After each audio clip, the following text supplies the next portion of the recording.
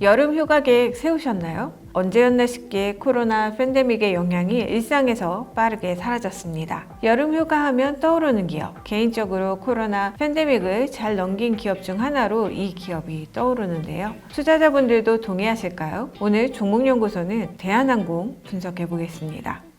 대한항공, 우리나라 대표 항공사죠. 62년에 설립돼 66년 3월에 상장했습니다. 대한이라는 이름이 붙어있다 보니 국영기업 같은데 69년에 국영에서 민영기업으로 바뀌었죠. 현재 국내 13개 도시, 해외 42개국 110개 도시에 여객과 화물 노선을 개설해 여객과 화물을 운송하고 있죠. 항공운송업은 글로벌 경기에 연동되는 대표적인 경기 민감주입니다. 글로벌 GDP 성장률에 따라 화물 물동량이나 실적, 주가가 영향을 받습니다. 아직 전기로 움직이는 항공기는 안 나왔죠. 석유로 움직이다 보니 유가, 원달러 환율에 따라 수익성이 크게 영향을 받습니다. 좀 더 구체적으로 대한항공 실적과 주식에 영향을 미치는 것들을 알아볼까요? 바로 여객 부문에서는 탑승률이죠. 화물 부문은 물동량과 운임을 봐야 할 거고요. 다음은 국제 유가 하락과 원달러 환율 하락으로 어느 정도 비용이 절감되었는지 확인해야겠죠. 장기적인 기업의 성장성을 보고자 한다면 항공산업 내 시장 점유율, 재무구조 개선 여부 등등을 보면 좋겠죠. 대한항공 투자자분들은 코로나 이전과 비교해서 얼마나 탑승률이 회복되었는지 궁금하실 텐데요. 오늘은 펀더멘털 부분과 최근의 아시아나와의 합병 이슈까지 같이 보겠습니다.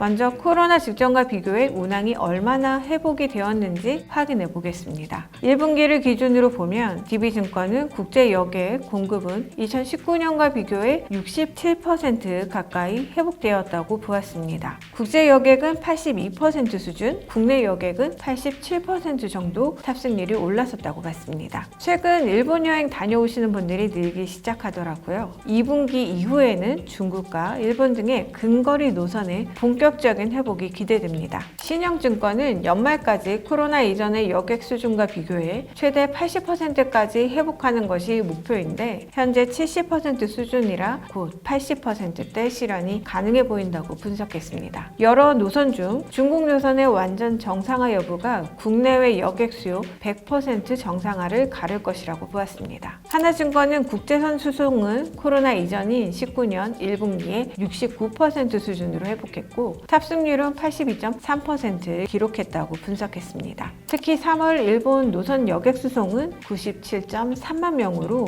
22년 10월 이후 지속적으로 증가하고 있는 가운데 중국 여객 수송도 전월 대비 58.7% 증가했다고 분석했습니다. 점차 대한항공이 미주와 구주 주요 노선 복항과 증편을 추진 중으로 장거리 노선 수요 확대가 두드러질 것으로 보았습니다. 코로나 위기 기간을 버티게 해준 것이 화물사업 부문인데요. 올해 1분기는 화물 쪽이 좋지 않았습니다. 주가가 하락한 이유이기도 했죠. 화물의 경우 전 세계 경기 둔화와 여객기 공급 확대에 따른 운임 경쟁 영향으로 수송 물량이 전년 동기 대비 21.6% 감소했고 운임 또한 41% 급락하면서 매출이 절반 수준으로 급감했습니다. 운임비가 과거 200원에서 300원대였는데 지금은 500원대를 기록하고 있습니다. 코로나 팬데믹 때 가격이 고점을 찍었는데 당시 800원대였습니다. 이제 화물항공 공급량이나 운송 회전율이 정상 수준으로 올라왔으니 가격은 추가 하락할 가능성이 있습니다. KB증권은 화물 수익성 악화가 2분기에도 진행될 것으로 보았습니다. KB증권은 그간 화물 업황의 악화에도 불구하고 달러 기준 1분기 화물 단가는 40.8달러로 팬데믹 이전인 32.4달러보다 여전히 29.7% 높은 수준으로 수익을 창출하고 있는 것으로 보이지만 화물 적재율은 73.5%로 낮은 수준이라고 보았습니다. 때문에 대한항공의 화물 사업은 적극적인 영업을 통해 적재율을 높이는 방향으로 진행될 것으로 보인다고 분석했는데요. 문제는 경쟁사들도 같은 처지로 서로 경쟁이 심해지면서 화물 단가는 하방 압력을 받을 것으로 판단했습니다.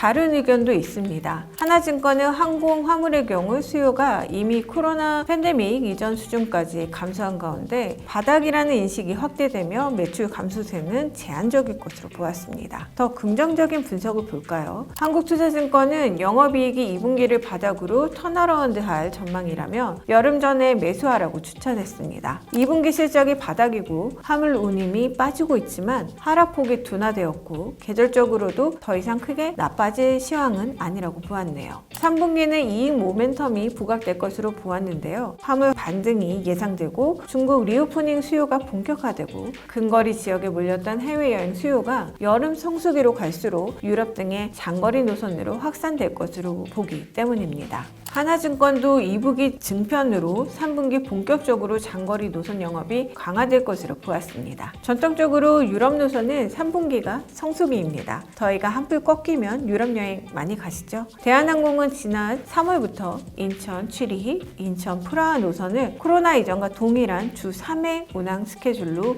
운영하고 있습니다. 4월부터는 인천 마드리드 노선도 주 3회 운항을 시작했고요. 인천 이스탄불 노선도 주 3회 운항을 재개했습니다. 미주 노선은 이미 3월부터 19년 동월 수준을 넘었다고 합니다. 마지막으로 합병 이슈 점검해 볼까요? 대한항공은 아시아나항공과 합병을 준비 중입니다. 아시아나항공의 1.5조 원 규모 유상증자에 참여해 지분 63.88%를 인수할 예정입니다. 대한항공의 자회사인 진에어, 아시아나항공의 자회사인 에어부산, 에어서울 3개사도 통합한다는 계획입니다. 지금 유럽연합과 일본, 미국의 합병 심사가 진행 중입니다. 한국공정위는 양사의 합병을 조건부 승인했죠. 승인 조건에 따라 희비가 좀 갈릴 수는 있습니다. EU, 일본, 미국의 승인 과정에서 슬롯이나 운수권의 반납 가능성이 있을 수 있습니다. 그래도 일단 합병하면 중복 노선의 효율화가 가능하고 기자재 통합으로 비용을 줄일 수 있습니다. 정비 부품과 운항 승무원 배치, 교육 등에서도 비용을 줄일 수 있죠. 또 아시아나항공은 엔진 정비를 외주에 맡기고 있는데 장기적으로는 대한항공에 정비를 맡겨 정비비를 줄일 수 있죠. 그런데 이런 소소한 비용 감소 말고 국내 대표 항공사 두 곳이 합병하는 것이니만큼 더 큰 그림을 그릴 수 있는 시너지가 나야겠죠. 하지만 하이투자증권은 통합 항공사의 시너지 확인까지는 시간이 필요할 것이라고 보았습니다. 아직 양사의 합병 시너지를 경제적으로 산출하기는 어려운 상황이라고 보고 있습니다. 목표 주가 한번 보고 마치겠습니다. 대신 하나, 하이투자증권은 3만원, NH투자증권은 33,000원, 한국투자증권은 34,000원, 요진투자증권은 35,000원 제시했네요.